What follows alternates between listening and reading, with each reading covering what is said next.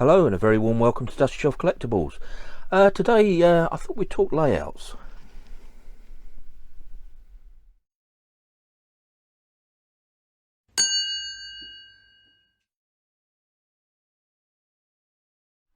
Yeah, hi, welcome. So I've had a couple of requests on the comments and things, people asking me to talk through my working layout. So I thought I'd do a quick video and just talk through how this kind of came into being. I guess like all layouts, it's a work in progress. It'll never be finished, and this one has kind of matured over the years. It's just, you know, it's a bit like Blackpool Pleasure Beach. It's just been built on and built on and built on, and everything sort of kind of fits, but kind of works, but doesn't, if you know what I mean. So let's start from the ground upwards. So this is quite a large baseboard. So the wall you see over the back there is probably about 2/3 of the way distance of the board. So beyond that wall, the board continues, and it actually runs over the bonnet of my car.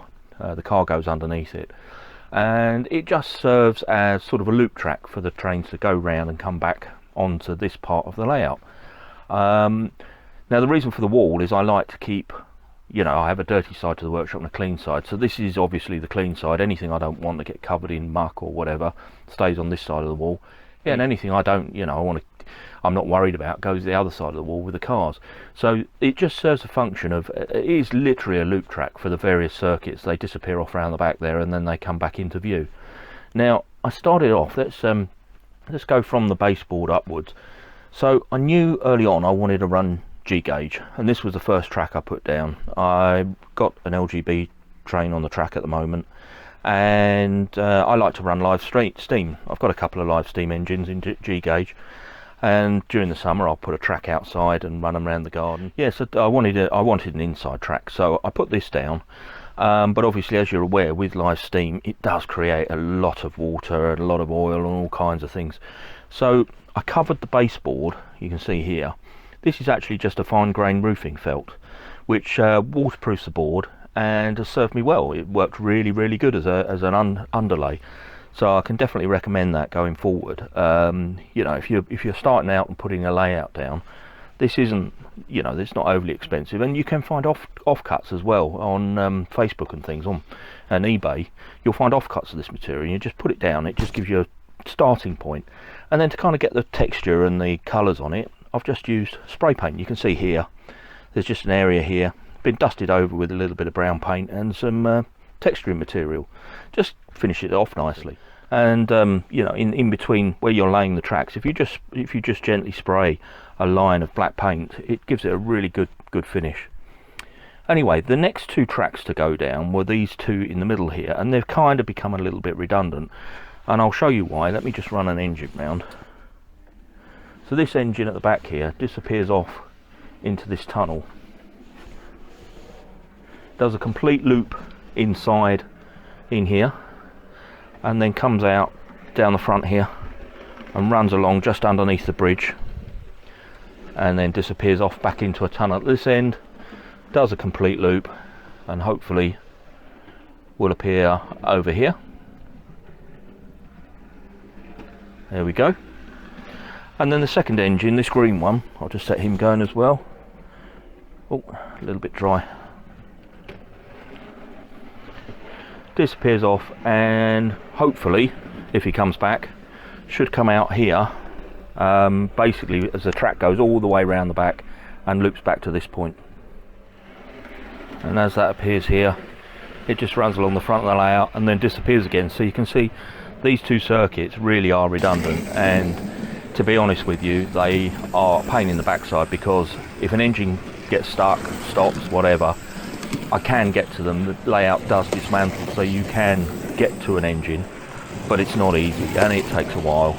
So I don't run them very often, and as I say, they're kind of a legacy of the original build. I'm just going to stop those. And then the next, let's just talk LGB again. So if I take the LGB train round, you see it's slipping with the oil where it's been running with live steam.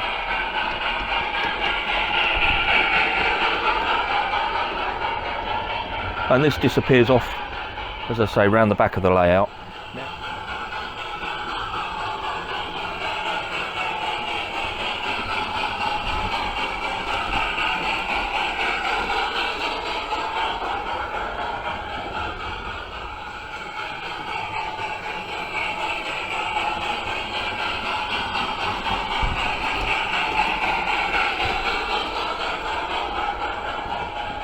Now the problem I've got is there is what I call an express line that runs around the outside, and we'll run that in a minute, but the only passing point for the two engines is in the middle here. So I have to make sure that when this one stops, it does stop in the centre here. Now the express line, if I just set this one going, let's find it, get myself in a muddle. Now the express line, let's send him the right way, literally runs off, runs down the track here, disappears off down through the tunnel there, goes all the way round the back. It's quite a long way round, and then appears down the side here. Now I've got a castle running around on here at the moment. It's not the best line because, you know, you can't really see the loco going around on it. It's not ideal, but I tend to use this if it's something high speed, you know, maybe an APT or something akin to that. It's the largest radius, running all the way around, so you can just let it go and not worry about it. It runs at quite a considerable speed round there. I'll just let that come back round. I like to stop all the locos this side because if you know, if they don't move, it's a case of moving all the cars out of the way to go and recover them from behind the layout. Right, let's stop in there. The board itself is just that white fibre board, the modelling board that you get from any of the hardware shops. I think I got mine from Hobbycraft. And underneath, if I just come over here and bring the camera down, you can see underneath I've just literally created a board, put holes in so that I could poke wires through and other bits and pieces. So I built two sides to it, obviously this over here and this over here to start with, and then the circuit with the prairie. Let me just set that running. Wrong one.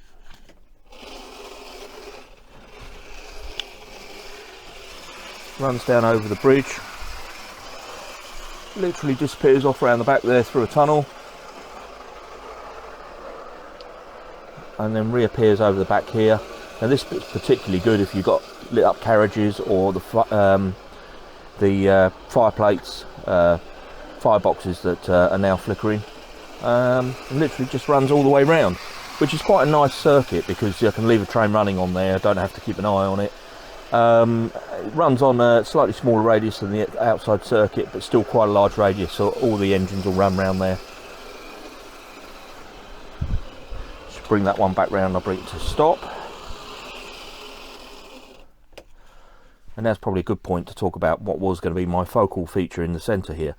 So what I wanted to do is, at the time I was getting into micro radio control boats, and I wanted somewhere to use them. So this form down here, this is a concrete mixing tray that you'd buy from Wix or B&Q, and then I covered it in fiberglass and textured it with sand, grit, whatever I could find. These rocks here they're just there for now, they need to be moved. And then the island in the middle there, you can see that it's raised, it's sitting on a plastic platform so that it's raised up, and the thought was that I could, well, I guess I still can, fill this with water and actually have a, you know, a lake in the middle of the layout. Now over the back there where that building was, there was planned to have a sort of waterfall to keep the water moving, and I was going to have over this side, just in front of the church there, a sort of quay scene, you know, a quayside scene. It didn't really get much further than this. That's as far as I've got with it. I still intend to do all of my plans. I mean, it will hold water. I do have an idea for a drainage system, which is basically a tap in the bottom that would drain, you know, so that I could let the water out. So that's a long-term plan for there. Then if we come over here, so as I say, over the back there where that house is, that was where the waterfall was planned to be. And this is the other side of it. So I created sort of an embankment here.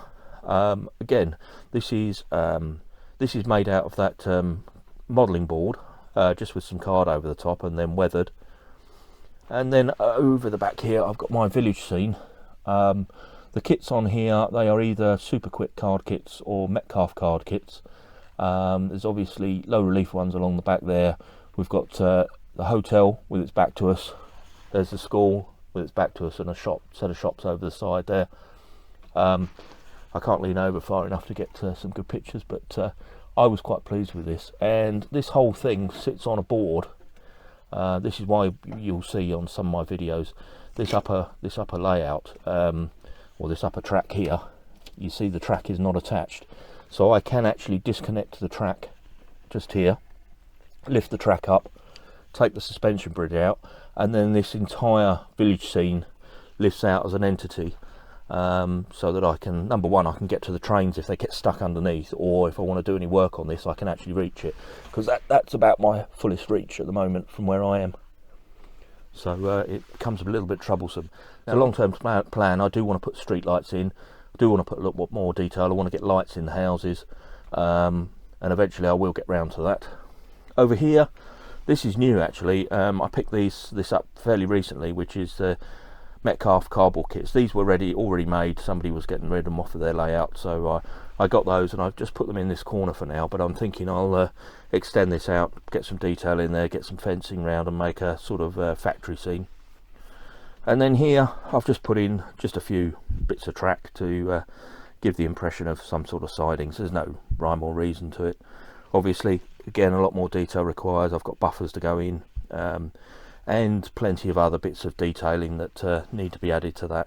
And then at the other end, kind of not knowing what to do with this area. So over the back there I've got my sort of church scene, a couple of houses that I've just put there for now. I don't, you know, they're not going to stay there. I don't know what the plan is, but I wanted to make sure that I had room for narrow gauge. I wanted a narrow gauge layout, at least a track running round, and that's what this is at the top here. So what I've done, I don't know if my camera's picking this up, I've created a rock face with a couple of Metcalf kits in there, a little area for seating, create a rock face there, and then put the track, the 009 track, running round, disappearing into a tunnel, and then it just comes back on itself. And then over to this side you can see the Hornby windmill just sitting over the side, top of the bridge. Again, all of this, it just kind of, there was no plan to it, I just kept adding bits. So let's talk about the suspension bridge then. So this track on the top here, I'll set that one going. Basically I've got DMU running around on there at the moment. Runs across the suspension bridge, then climbs up past the 009, past the windmill, and then disappears off around the back. I'm just going to give that a little bit more power. There it comes all the way round and just reappears and climbs up the hill again. And that's quite successful. I'll just let that come back round and stop it.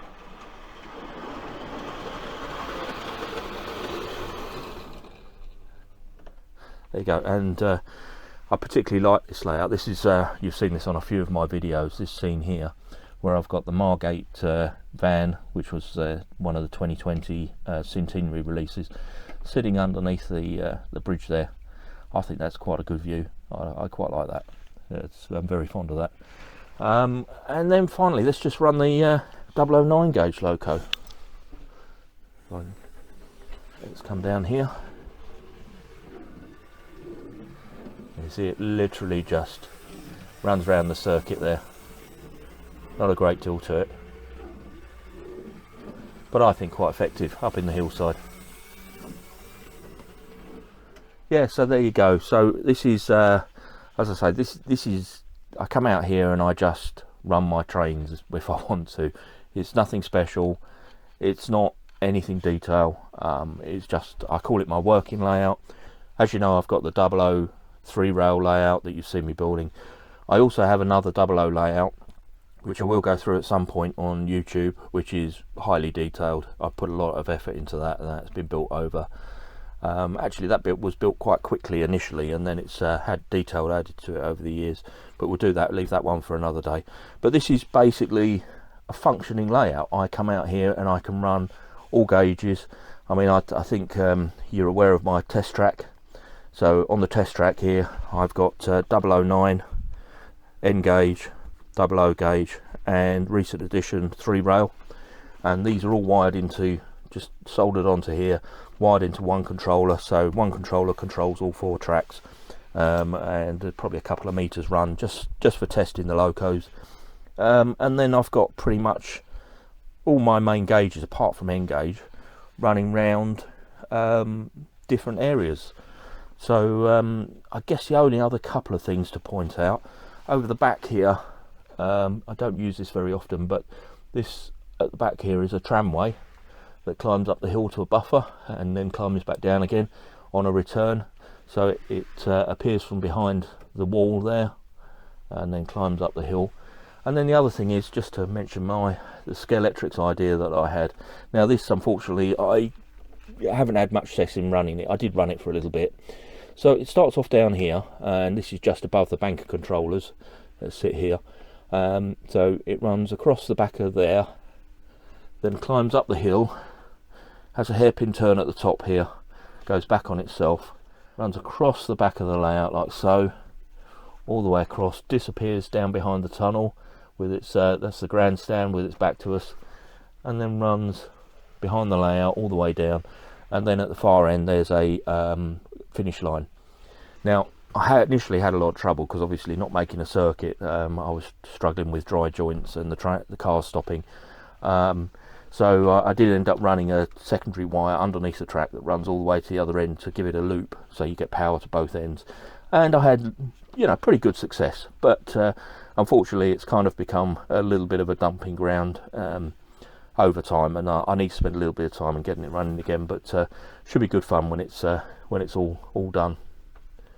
So there you go. That's my kind of working layout for those that were asking or those that are interested. As I say, if you like this sort of thing, do subscribe. I'm planning to make a few more of these videos. I don't know how long it will last. I'm enjoying myself at the moment. While I'm enjoying myself, I'll carry on. And if you like this sort of thing, as I say, you know, please subscribe. If you can like this video, I'd be very grateful. It helps me on the algorithm as I'm learning. It means other people get to see it. And I'll leave this video just with some of the locos running around the track. And thank you very much for watching, and I'll catch you on the next one.